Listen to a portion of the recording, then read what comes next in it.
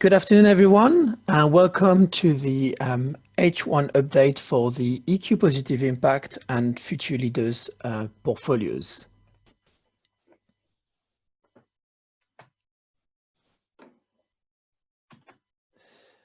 So my name is Damien Lardoux, and I'm Head of Impact Investing at EQ Investors, and I'm delighted to be joined today by Louisiana Salge, who is an impact specialist.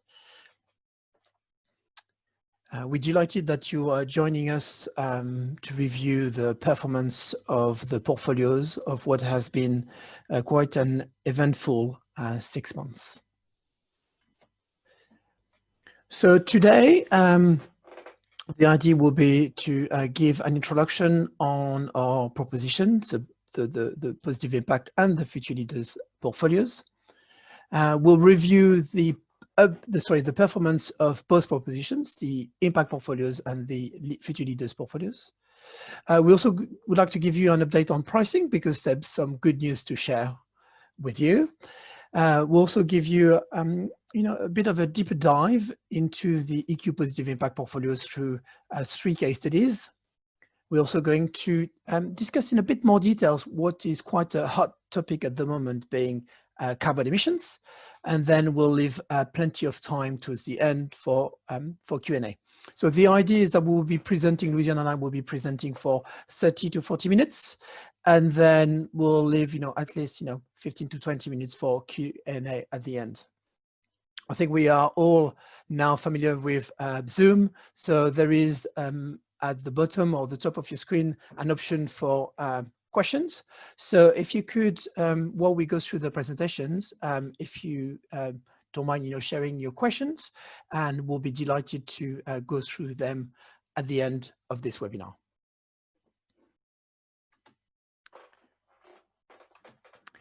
Very briefly on EQ Investors, for those that are not familiar with us, so we are a staff-owned discretionary fund manager with about $1 billion of assets under management. We were a founding B Corp member in 2015, and for those that are not familiar with the B Corp movement, B stands for benefit, and the idea is that companies should be a force for good. So this is very much driving every action we make. I think what set us apart as well as a DFM is that we've been focusing on sustainable and impact investing since 2008. So meaning that we've not jumped in the bandwagon recently, something that we've been doing for a long time.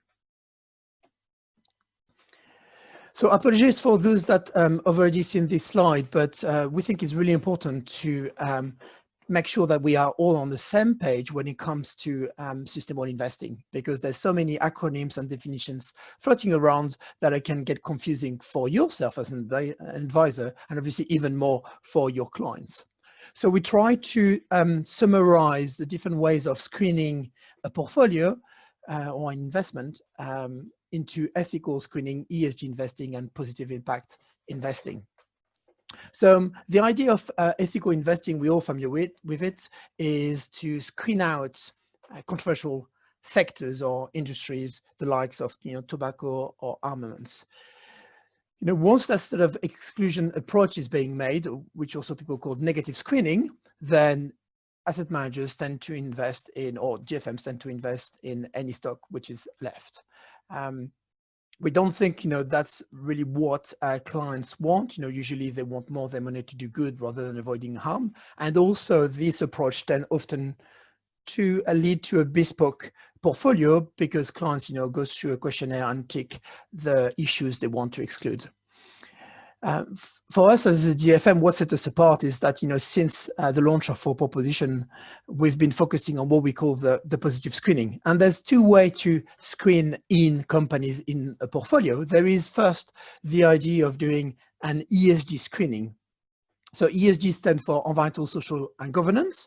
And this is non-financial information that asset managers are taking into account in their investment process to better value, to better price the company's valuations. It's now, really mainstream. Every asset managers use ESG within their process because it really helps mitigate downside risk by avoiding the likes of, Wirecard, Boohoo, or Volkswagen, to name a few. What's really important about ESG investing is that you're focusing on the operational side of the business, how the business is run.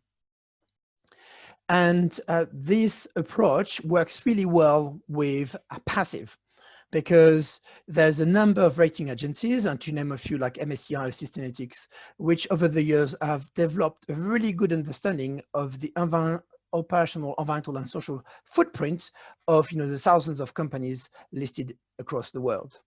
With that information, then for index providers, it's really easy to build ESG indices and ESG tracking funds, which will be, for example, overweighting the leaders and underweighting the laggards. But really to remember about ESG is that the core focus is on how the business is run. So when it comes to the positive screening with ESG investing is that you would favor those companies, being ESG leading companies. And that's what we do with our passive proposition. But we think that for a number of clients, this is not going far enough. They want a holistic view to be taken on any company that they invest in. And that's really the idea of positive impact investing. First and foremost, you look at the product and services, and whether those products and services are helping to make a positive impact, are helping to tackle a social or environmental challenge, like water scarcity, access to finance or education, or healthcare and well-being. And then once you've looked at those companies and their product and services and make sure that they're helping to make a positive impact, then as a second step you look at the operational side of the business, so the ESG angle, and make sure that those companies are also well run. So that's the idea of positive impact investing. So also it's a positive screening approach by focusing on those companies contributing to solutions. And but what's obviously interesting with this is that a byproduct of this proposition or this sort of way of investing is that you also avoid the most controversial sectors. What's really important to emphasize here as well is the financial case. For ESG investing and for positive impact investing, we think that not only there is a case not to compromise on financial returns, but also actually to potentially outperform more traditionally managed portfolios. And very briefly, why do we say that? Is that when you invest in ESG leading companies, you are investing in the companies that are well run, and it's sort of common sense that the companies that are well run tend to do better than the companies that are not. And in Q1, and we'll touch about that a bit later, it was quite clear that those companies did a lot better. Then that's one engine of performance, or one driver of performance, if you want, having an ESG screening. A second driver of performance is investing in long-term sustainable themes like healthcare or technology or renewable energy, for example. And this is also a way to invest your portfolios in fast-growing companies and avoid the most challenged companies involving in sectors like energy or banking, for example. So that was the introduction. So if you go into a bit more detail, if we go in a bit more detail of the two portfolios we run. So we've got on the left-hand side, the EQ positive impact portfolios, and the right-hand side, the EQ future leaders portfolios. The one on the left-hand side is actively managed. So what we mean by that, we invest in funds which are, trying to differentiate themselves from the benchmark they trying to beat. Whereas with the future leaders portfolios, then they will be replicating the performance of the index they're tracking. So what's the difference between the two as far as your clients are concerned? For the positive impact portfolios is very much about your clients that want to maximize the impact they're making. For them, climate change is a real concern. For them, health issues like we've just experienced over the last few months is a key concern, and they really want to invest in those companies that are developing solutions to these problems. But obviously, those clients also want to maximize their return. So that's a dual mandate. So another way of thinking those portfolios, you can see them as being dark green. So what about the future leaders portfolios then? So this is for your clients that want to invest sustainably, but for whom cost is really at the forefront of their mind. So obviously, being passively managed funds, then the cost is much lower. So we would see on the green spectrum, we would see these portfolios as being more medium green. So again, to see the difference between the two and summarizing what I just said in the previous slide, for the companies that we invest in our impact portfolios, these are companies where the core product and services are helping to solve a social environmental problem. Whereas for passive portfolio or future leaders portfolios, it's about investing in ESG leading companies. Often a question we get from advisors is, what does that mean in regards to controversial sectors? So for our impact portfolios, as I said, the focus is investing on companies where the core product and services are making a true impact, and as a result, then we are naturally avoiding, the controversial sectors. So we've got zero exposure, to armaments, tobacco, gambling, pornography, which are classical traditional sins, but as well as fossil fuel, cruise lines, and a lot more. Because those companies evolving those sectors are seen as being part of the problem. For future leaders portfolios, if you want, the exposure to a negative sector is not as stringent. So there is a negative screening on the classic sins that we've just mentioned, in this table. But for example, at the moment, a key difference between the two propositions is that within our future leaders portfolios, we still have exposure to fossil fuel. However, I'm very excited to say that, by the end of the year, the future leaders portfolios will no longer have exposure to fossil fuel. If this is something we want to discuss further, please let us know in the Q&A. So what that means is that, and the way to, if you want to assess the impactfulness or the sustainability credentials of our portfolios is by looking at how they're aligned to the United Nations Sustainable Development Goals. More for those that are not come across the UN goals before, there are 17 goals, which is basically a framework for us to use in order to assess what good means. And for impact portfolios, 80% of the companies are directly contributing to solving the UN goals through their product and services. Whereas for the future leaders portfolios, it's about 50 to 55%. So what's the left invested in? So the left will be investing more in what we call ESG leading companies, where the core product and services are maybe on their way to make a meaningful positive impact, but not quite there yet. But for both portfolios, what's really important, and Louisiana will touch on that later on, they have a much lower carbon footprint than the indices. And now I'm actually going to let Louisiana explain the differences between the two propositions through two company examples. Hello, good afternoon, everyone. We thought that would be nice to bring this a little bit to life, having talked a lot about ESG leading, positive impact, the UN goals. There's lots of things flying around, but I thought I'd highlight the key differences between what we see as a positive impact company and what we see as an ESG leading company, using Teladoc and Unilever as an example. So on the left, Teladoc Health is a digital healthcare provider, in which it connects patients in need with healthcare professionals, no matter their location. So if you think about this business, the business model has inherently got a positive impact through creating better patient outcomes and increasing healthcare efficiencies. And that's what really drives their revenue generation. That's what it's core to the business. Therefore, as the positive impact is at the core, as I just said, it is a positive impact company in our eyes. And to us, it's aligned to Sustainable Development Goal 3, which is increases health and well-being worldwide. So why do we care about Unilever then? What's so special about them?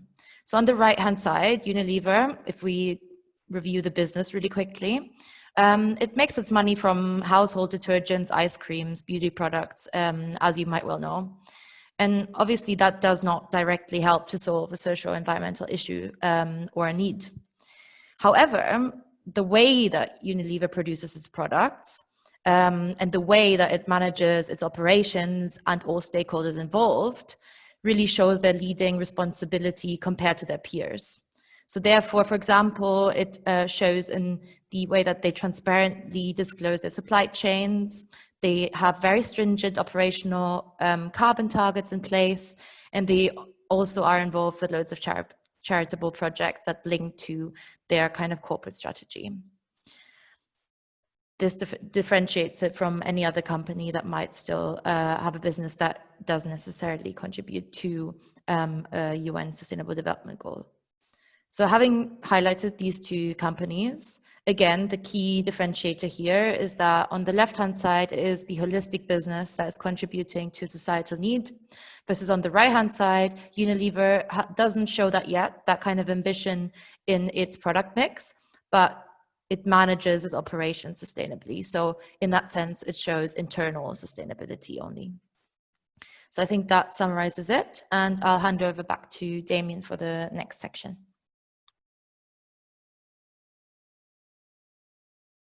Thank you, Louisiana. So, and just very briefly to complete the comparison between the two propositions. So for passive future leaders proposition, we invest in a combination of open-ended funds as well as ETFs, whereas in our impact portfolios, we only invest in open-ended funds. For both of them, there are 8 risk profiles available on the onshore side and 4 available on the offshore side. And the EQ-DFM fee is 0.25 for the passive and 0.33 for the impact portfolios. Then we've also shown, the underlying OCF and the platform availability. It's worth saying that sort of as a concluding remark is that we've been managing the impact portfolios since 2012, and the investing sustainably back then was only possible through actively managed funds. But it's fair to say that over the last 2 years, we've seen a lot of innovation being made by index providers, taking advantage of the ratings made by ESG rating agencies, meaning that a sustainable proposition could be made available for retail clients, and an ambitious one. So that's led us to launch our Future Leaders proposition at the beginning of this year after a year of research into the field. So that's really good news now. There's 2 options for your clients, and feel free to use the Q&A if you have any questions about that. So that was the introduction about our proposition. But for a number of you, I guess, you would like to know how the portfolios have performed and why they performed the way they have. So we're going to start with the positive impact portfolios. So here we're showing how the portfolios have performed during the first 2 quarters of 2020, and we compare their performance to the ARC benchmarks. For those that are not familiar with ARC benchmarks is a peer group benchmark comprised of over 100 different DFMs who usually invest in a more sort of traditional manner. And the reason why we use those benchmarks is that we often been told that if you invest sustainably, you have to compromise on your financial returns. And what we've been able to show over the years, and that's not the case at all. So as you can see in Q1, where the market, obviously really suffered, our portfolios have performed, roughly in line with the benchmarks. The cautious portfolios, slightly underperforming, and the more adventurous portfolios slightly outperforming. What's really interesting is how the portfolios have performed in Q2, where they've actually performed a lot better than the benchmark. And as a result, then, as you can see year to date, there is a significant outperformance that the portfolios have shown versus the peer group. If you take a bit of height and then go back a bit over time, it's quite interesting to see that, over 1, 3, and 5 years, the portfolios have actually performed really well against the benchmarks again, showing that the strong performance we've seen this year is something that we've actually seen over a number of years already. And this is exactly what we're showing in this slide, where year on year, the portfolios, and here the example is a positive impact balance portfolio versus the ARC balance benchmark, has done better. It's interesting, both in terms of up years as well as down years, like we've had over the last 12 months, the portfolios have done better. So there's a number of reasons for this long-term sort of outperformance, but it's a lot to do with the underlying companies which are growing faster, evolving in faster growing sectors and themes than the overall markets. But if we just focus on this year, in 2020, because that's the purpose of this webinar, how do we explain that our portfolios have, significantly outperformed our peer group? But to start with, obviously, there's a very good diversification across asset classes and geographies. But probably more importantly, the way the portfolio is positioned really help the portfolios to perform better, both on the way down as well on the way up. So on the way down first, in Q1, the worst performing sectors were energy, because obviously of the oil crisis, we've just experienced with negative oil price, which was obviously unseen before. But then obviously as well, what we've seen other sectors suffering in Q1 was also mining, where we've got no exposure to those companies. But then also because of drop in interest rates, banks have also suffered as well, with concerns around losses they could make because of the crisis we were experiencing.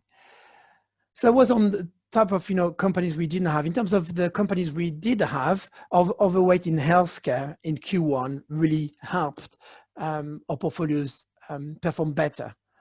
This was clearly a sector that showed resilience, and the reason for that is because whether or not the economy is growing or contracting, people still need access to drugs or hospitals. So this explains why the sector is more resilient. On top of this, a number of the companies we invest in have developed treatments or are working on vaccines for the pandemic, which obviously made them more popular within the financial markets.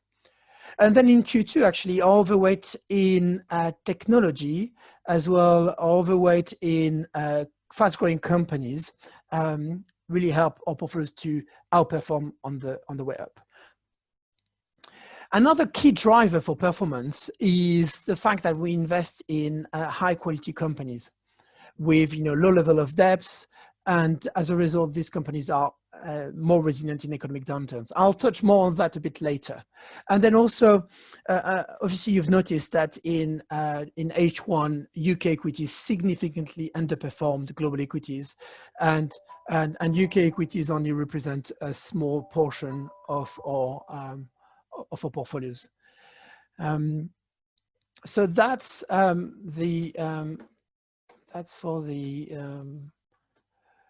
update on performance. So what does that mean in terms of portfolio positioning? So we just took 3 risk profiles here, and you can see that they're well diversified.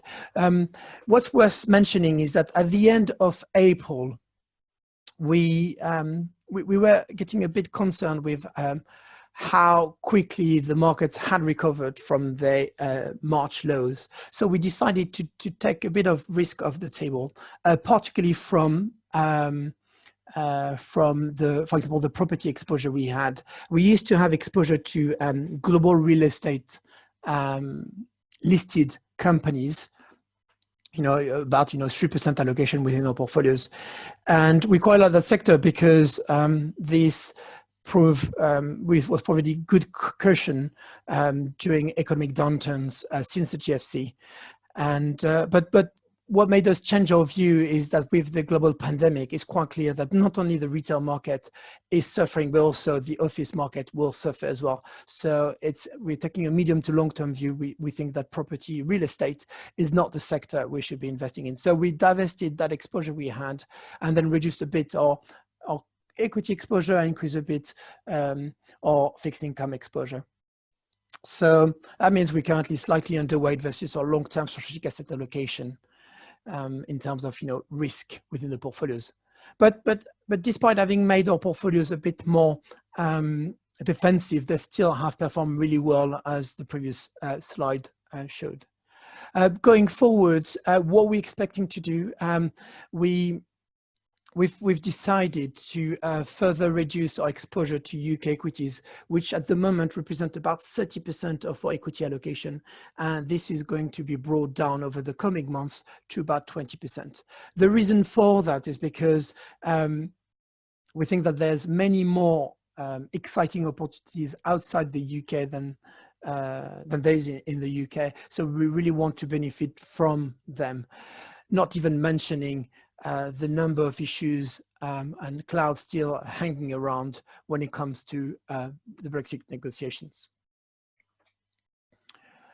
So that ends, the update on the positive impact portfolios. So now moving on to the future leaders portfolios.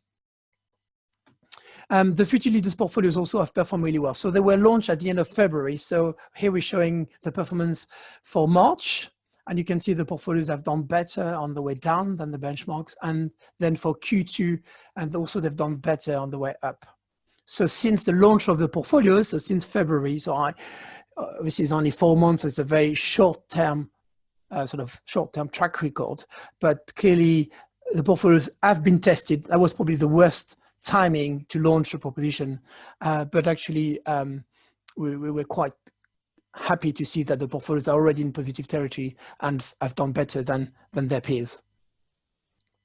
But then to give you a bit more comfort about how the portfolios have been built, we have backtested performance, and here we're showing 32 months of backtest and 4 months live. And you can see that actually in every single year over the last 3 years, the portfolios have done better than their peers. And why is that the case? So actually the same factors apply to the future leaders than it applies to the positive impact portfolios. One of the key difference is, and I want to emphasize on that, is probably the further emphasis on ESG leading companies for the future leaders portfolios. So this is what I want to actually explain in this slide. So for our future leaders portfolios, we've chosen to work with the MSCI SRI indices. So what they do, the MSCI SRI indices, after doing a few sector exclusions, they focus on the top 25% ESG rated companies across all the remaining sectors. And this is the most stringent ESG index you can find in the market. What's really interesting is that you can see that, since the backtest we did, 3 years ago, these SRI indices this SRI index, has done better than its parent index. But also look at, how it has outperformed on the way down in Q1 2020. And why is that the case? Is that when you invest in ESG leading company, you have built what we call a quality bias, because you're investing in companies which are, usually well run, taking, ESG, so environmental and social and governance issues very seriously. As a result, when there is uncertainty, investors favor those companies. So this explains, actually, if you look at the performance of this index, so MSCI World SRI Index, comparing it to the MSCI World Index since 2007, there have been 6 drawdowns superior to 15%, and in each one of those drawdowns, the SRI Index has done better. So over the long term, embedding ESG within your portfolios help to mitigate losses. And as we all know, it's much harder to recoup the losses you've made when the losses are big. So by integrating ESG within the portfolios, then we can mitigate the losses and then take advantage of the recovery when it happens. I mean, the portfolio positioning is relatively similar to the impact portfolios. And we've also made the portfolios a bit more defensive at the end of April. But despite this, in Q2, the portfolio performance has still been really strong. So update on pricing. This is a really exciting piece of news that we are delighted to share with you, is that on the 1st of July, we released that we will be decreasing our base DFM fee for the positive impact portfolios from 0.35% to 0.33%. I believe, you know, we are the first DFM that I'm aware of that is committing to share the benefits of economy of scale with its clients and doing it on an annual basis. So we're committing to review our pricing on an annual basis and keep sharing the benefits of scale economies with your clients. Also, we are no longer applying VAT to our model portfolio service. What's also really exciting is that we've been introducing tiers for our proposition, meaning that, you know, if you have a number of your clients at a firm level that want to invest in either the future leaders and or the positive impact portfolios, then as you grow those assets in the portfolios, then you can get access to rebates. And this is applicable to all your clients. We think that actually these tiers are very attractive. And again, you know, our ambition is to adopt responsible pricing to our DFM service and allow clients to benefit from scale economies. So now I'm going to pass on to Louisiana, which will go through a few case studies. Thanks, Damien. Thanks for highlighting the performance in the last 6 months. I thought that it would be interesting to look at some of the more the sustainability side of the equation as well, because we do have a dual mandate, and we think it's always really important in order to kind of fulfill this dual mandate to cover both the performance value that you're getting from the portfolios as well as the sustainability value that you are. So let's dive right in.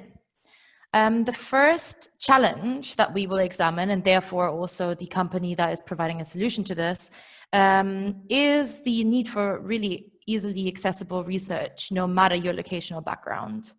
So as you obviously know, scientific research is being carried out all across the world at all times. And while our global knowledge base is growing day by day, we do need to find a way to leverage technology in order to democratize access to it. So what is RELX, a UK-listed business held in the 91 Sustainable UK Equity Fund, doing about this? RELX owns a platform called Science Direct, which enhances the quality of scientific research output by organizing the review, the editing, and the distribution of almost 20% of the world's scientific articles. That's a huge kind of chunk of the innovation space that they're holding in their database. By serving the needs of the scientific, technical, and medical markets, Science Direct has established itself as a global platform where academics can publish their research really easily, and readers can benefit from a faster, more efficient way of working. So what you can also see there is their SDG Resource Center, where RELX has decided to centralize all the data and the research that links to the global goals in order to help accelerate positive, informed decision-making towards them. We therefore think that RELX really leverages its market-leading position to enable a more technology-based future for education and also the democratization of knowledge. We think it's a fantastic player in our portfolios. Moving on to the next challenge. Many countries around the world are experiencing high rates of urbanization, and cities that have not yet built this have not been built to support such large numbers of citizens really need to adopt really smart, sustainable city planning quickly. As one example, lighting currently virtually is indispensable for our modern lives, right? But it currently consumes about 13% of electricity globally. So innovation here can really yield great resource savings. So the company that we're looking at here is Signify, which is held in the Impacts Environmental Markets Fund. On the simplest level, it produces LED lighting products that can save up to 80% of energy compared to their conventional lighting equivalents. Additionally to this, Signify is rethinking its business model to provide light as a service, as they call it, helping to use the technologies that they install in a more circular pattern and therefore reduce the waste. It also innovates the use case of lighting full stop in order to deliver more societal benefits. So for example, it is developing data capture through lighting points, or it's using UVC light to disinfect air and surfaces from the exact same outlets. So we think it's a fantastic player as well, looking at another challenge that the positive impact portfolios are aligned to. Moving on to the last challenge, and I'm trying to speed up a bit because I don't want to take away from the Q&A time, but this is really exciting. So this focuses on emerging markets. So as a lack of basic telecoms infrastructure across sub-Saharan Africa, the digital divide separating some of the more rural areas from the African metropoles is really a key barrier to uniform progress on the UN Sustainable Development Goals. Just the lack of internet access is a significant barrier to social inclusion and economic empowerment, making everything from education to innovation to accessing financial services a lot more difficult to attain. So what is MTN, a African telecoms business, doing about this? MTN has issued a bond, which we invest in through the Wellington Impact Bond Fund, in order to fund new telecoms infrastructure across Africa. The company is dedicated to connect the previously unconnected through this bond. In fact, lower income and rural customers make up around 70% of the company's current subscribers. It's really playing a role in bringing down the other factors contributing to the digital divide pattern. So for example, it's also brought down the cost of the cheapest entry-level data package down by about 60% in the last 2 years, which obviously increases the inclusion dramatically. We're really excited that we're able to invest in MTN because we think that these types of bonds really do have additive positive impacts as they're enabling infrastructure and powers other positive socioeconomic knock-on impacts that we're then also helping to create. Great, so that was the last case study. But I think what is really important now, and that's something that we've recently amended in the way that we talk about our portfolios and the way that we report, is a more extensive and accurate description of climate change alignment and carbon reporting. So first of all, we really believe that climate change is already happening and it's a material financial risk, as well as a factor many of your clients probably deeply care about. And we would really like to understand how that is both a risk and opportunity for the portfolios that we manage. So I'll briefly take you through now how we look at it and why. So, as you may well know, carbon emissions are the main drivers of global climate change, as it is a widely reported metric by businesses, and therefore it can serve as a really good proxy to determine how much a business may be contributing to climate change or whether it may be exposed to the risks and opportunities related to it.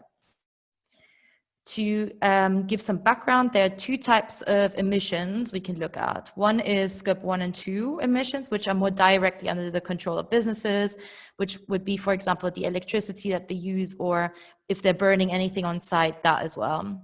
And then there's also Scope 3, which are all the emissions that the business is responsible for, but it's slightly outside of its current operations, it's in its value chain. So that includes its products, its supply chain. And we think it's really, really important to look at both of these categories in order to determine the carbon risk of a particular stock and therefore also portfolio.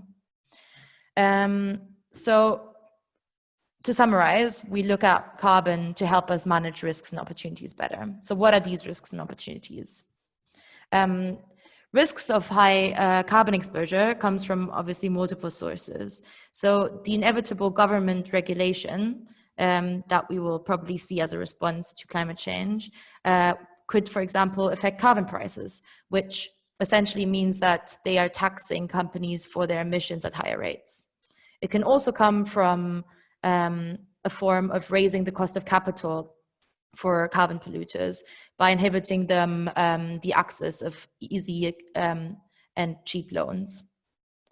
And then lastly, remaining at a higher carbon emission level can reduce a company's license to operate by consumers as climate change becomes more and more politicized. So these are just some of the risks that we're being aware of and that we want to look at when we're looking at carbon emissions post to the portfolios.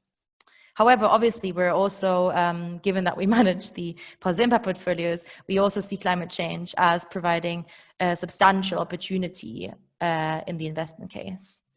It will change our patterns of consumption, for example, increasing demands for cleaner transport and cleaner energy. So therefore, businesses can find themselves at either side of the decarbonization challenge, and therefore you can also gain on the upside. So having explained this, I'll quickly take you through what we've changed in our reporting and what that means. So the first bit is the carbon footprint. We think that the carbon footprint is a good indicator of the climate risk that a company and therefore portfolio, if you aggregate it up, is exposed to. Here we show the comparative carbon footprint associated with different portfolios. So the positive impact portfolios and the future leaders compared to two market indices. As you can see, and as Damien highlighted before, both of these portfolios show a lower carbon footprint than the market indices. Even the future leaders, for example, achieves 50% reduction in carbon intensity compared to the FTSE 100 and a 10% reduction compared to the MSCI World. And we manage our portfolios on an ongoing basis with this data at hand in order to keep it lower than the benchmark indices. Now to a more kind of interesting part, putting this into the context of what we're talking about, which is climate change. We all know that we need to decarbonize, and therefore we all need to know that these graphs that you saw on the previous slide need to decrease over time, not just for the market indices, but also for ours. So this is our attempt in order to track our progress over time and look at how we're aligned to different scenarios that might depend on how the world acts on climate change. So what the graph shows is the future leaders portfolio relative to different future scenarios that we can take as society. It really answers the question, if the global economy had the same carbon emissions as our portfolio, where would we sit on the decarbonization pathway that is necessary to limit the warming that we want to get to? Are we meeting the necessary carbon reductions, which would mean that we're below the line, or are we not aligned above the line? As you can see, the little orange dot is both under the 2 degree, is under all of these lines, which means that we're currently aligned to all of these emissions reduction scenarios. And it's really exciting for us because the 1.5 degree scenario is really what we want to get to. That's the global consensus of where we would limit the climate change impacts to the smallest degree. And it also assumes that we need to go on the most radical decarbonization path. And we really aim to track our progress over time and try to stay aligned to the Paris Agreement and 1.5 degree as the time progresses. You can see both of these new reporting standards on our fact sheets now, and also we'll have a dedicated section in the up and coming impact report that we're currently working on. Great, I think this completes it for me. Let's move on to the Q&A. Damien, have you looked at the questions at all? I can see a lot coming in. Feel free to take it away. Yeah, I think there's a good one for you because you've talked about it in previous webinars. What regulations are coming into force, potentially coming into force, that will change the responsibility of IFAs to take into account client values into account when giving advice? Yeah, sure. So we've actually, if you're really interested in this, I would suggest you look up the webinar that we've done dedicated to this topic, but I'll give you a brief summary. So there's been quite a lot of EU financial markets regulation that has been proposed in the last couple of years. And one of them is really relevant to advisors, which is a proposed change to the MiFID II amendment. So it's going to be a MiFID II amendment. And what it's going to change is kind of the language around how financial advisors need to take into account and ask their clients about sustainability preferences.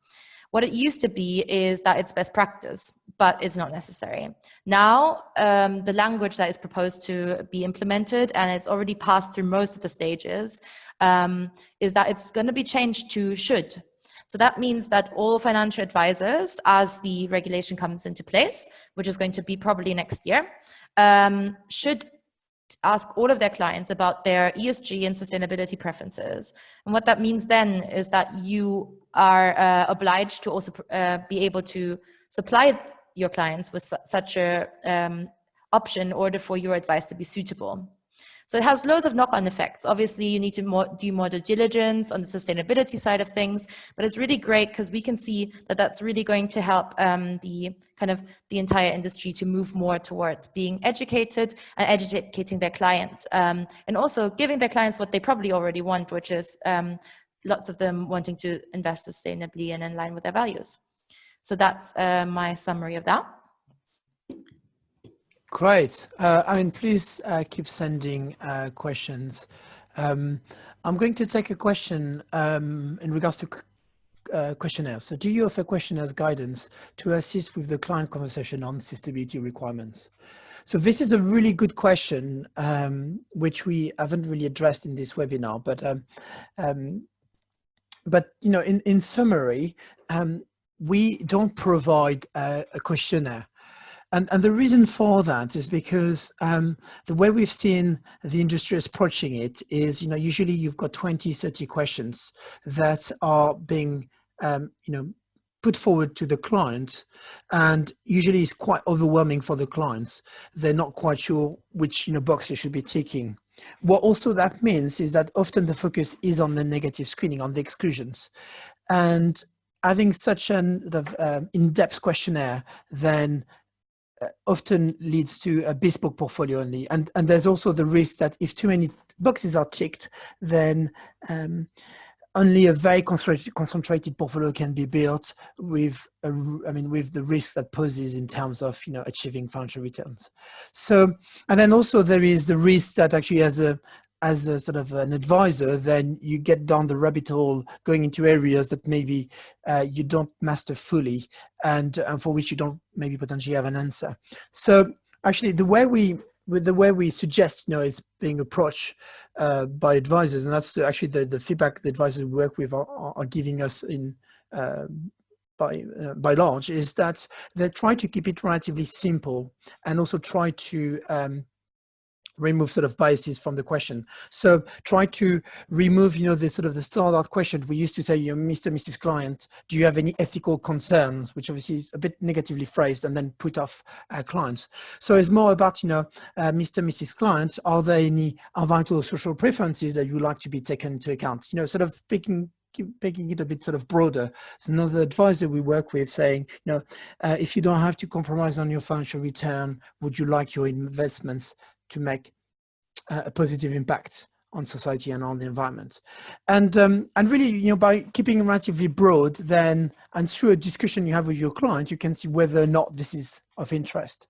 What we see a lot of advisors doing as well is that they have that sort of menu approach with their clients, where they say to the client, for example, I've got, let's say, a passive proposition, I have a traditionally managed active proposition, and then I have a sustainable or impact proposition. And then they explain the differences between each of them, and then they can see which one the clients prefer. So that's how we're approaching it, to keep it simple for you and your clients.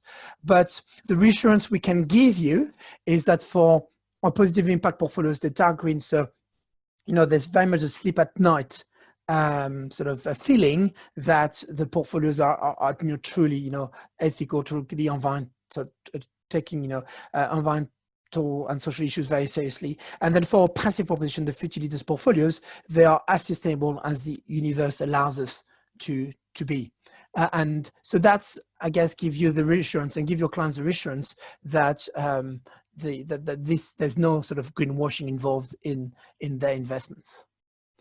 So maybe that was quite a long answer for a small question. So there was another question which I think is probably topical, particularly if you speak with other non-ethical, non-sustainable DFM or asset managers, which is, given ESG appears to be more likely than not to lead to better returns, why don't more investment managers use ESG? So what we've seen over the last, I would say, 2 years is a significant level of adoption from asset managers and adopting, environmental, social, and governance criteria more and more within the investment process. It started by being, a nice thing to have, and it was sort of the risk management will provide that information, and as more and more evidence was built, explaining that can help improve their performance, particularly on the way down, then and avoid the worst performers, then the fund managers became convinced that it was adding value to their process. I guess one of the issue we've facing as an industry is that some investment managers have been investing in a certain way for 30, 40 years, and then they see ESG as a fad and something that is going to change and not stay there for long. So that's why you still see some resistance. But what I found really interesting in Q1, after Q1's performance, the number of asset managers that have approached us, Louisiana, and asked questions about ESG integration within the process is unseen before. And then there was a Wirecard scandal where some I'm not going to mention names here, but some very famous and highly regarded fund managers got caught in that scandal, despite MSCI and many others flagging the issues around governance of that company. Then they really realize now the added value ESG brings. So I think asset managers not embedding ESG within their process, to some degree, they're going to become the exception rather than the norm. Louisiana, do you want to take the question around veganism and our view around meat and farming industry? Sure, yeah. So I've got actually 2 questions that are both asking about veganism and how our portfolios are approaching this topic at all. So at the moment, we do not have any meat farming exposure. We do have 2 small holdings in dairy in emerging markets only, though. We're absolutely engaging on this, and this is something where basically it's been a topic for us for the last probably 1.5 years. If you look at the sustainability evidence, I think most of us will probably agree that the environmental consequences of a kind of animal protein-based diet are quite problematic and really worrying in terms of our environmental outlook and climate change. So that's why we've been engaging on this a lot. One large change that we've done is that we've taken quite a negative stance on the way that you can currently invest in the agriculture space from a sustainability perspective, if you want to be pure. Because the largest players which are listed are actually lagging behind. We are, however, seeing what you probably can see, like Beyond Meat listing in the space, listing on global stock exchanges. So there are emerging opportunities, but we haven't yet, I guess, found a fund or an opportunity that had the same outlook as we have, the same stringency as we had, in order to have a fund that is dedicated to that space. We do, however, which is exciting, have exposure to, I guess, the vegan industry or the vegan movement in indirect ways. So for example, we invest in Care Group or other kind of nutritional DSM, for example, that are in this space in order to develop nutritional supplements and the additives that are really important in developing protein alternatives for vegan diets. We also invest in soy milk and soy product producers. So we're kind of invested on that side rather than the kind of up and coming Beyond Meat, because we're still looking out for that proving a good investment case. Anything else to add that, Damien, on that side? Yes, there's a question I'm happy to take on the high yield exposure. Sure. In our impact portfolios, and also in our future leaders portfolios. So in our impact portfolios, we have a very strong underweight to high yield. So high yield represent, for example, for a balanced risk profile, 5% of our strategic asset allocation, and we are around 2%. So there's a strong underweight, and that's because, and there's two reasons for that. One, because we've got a relatively sort of let's say defensive view on our on the sort of future outlook, particularly when it comes to our non-equity exposure. So we're quite keen for our non-equity exposure to provide us with the ballast we need when markets come down, like we had in Q1, for example. But also because maybe another potentially sort of challenge with the universe, you could argue, is that high yields is made up a lot of industry where we don't have much interest from an impact point of view.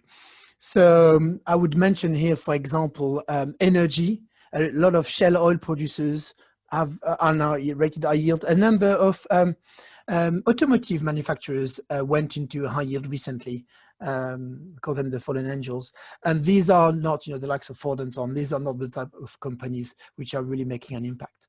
And the same story for future leaders. For our passive proposition, we don't invest directly into an high yield ESG index because the ones we found, we don't find them good enough.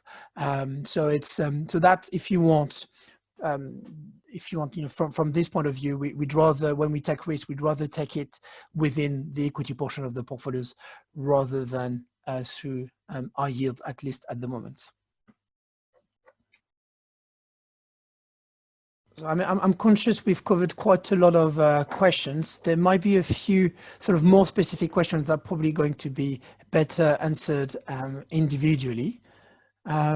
So what I suggest, Louisiana and I, is that we bring this webinar to a close. We would like to thank you, all of you, for your support of our proposition and your interest if you're not already invested in the portfolios. Louisiana and myself are available. If you have any follow-up questions on this slide, you can see our contact details. And we'll be delighted to answer any questions you may have about our proposition. So we wish you a fantastic rest of the day, and we hope that you will be in touch together very soon.